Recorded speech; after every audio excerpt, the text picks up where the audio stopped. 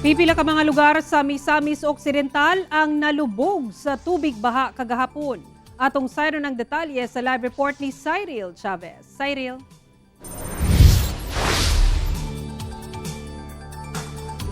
Sara, gibaha ang ana sa pito ka lungsod sa Misamis Occidental. Kagahapon, resulta kini sa kusog nga ulan nga nasinati sa lugar.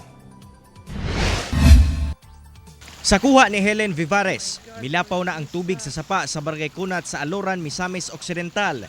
Hinungdan nga naigo ang fish pond sa ilang lugar.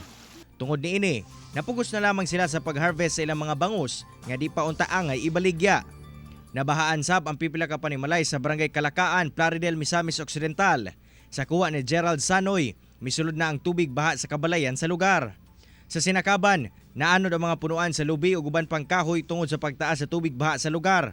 Busa ang mga personay sa kapulisan ug MDRRMO nagpahigayon og rescue operation sa mga apektado, ingon man clearing operation aron mahawan ang mga troso nga gabara. Sigon sa PDRRMO, ubay-ubay ang mga pamilya nga naapektuhan sa baha sa pito ka mga lungsod kagahapon. Apan wala pa sila'y datos kung pila ang naapektuhan, sanglit nagpadayon pa ang ilang profiling. Wala man hinon sila'y natala nga mga nawala nga tawo o di ba kaha naguba nga infrastruktura tungod sa pagdaot sa panahon. Nakakismo sila kagahapon no, sa katong mga flood affected area. Kanya hantod gabi no, ang bunda hantod gabi kanyang kadlaw no.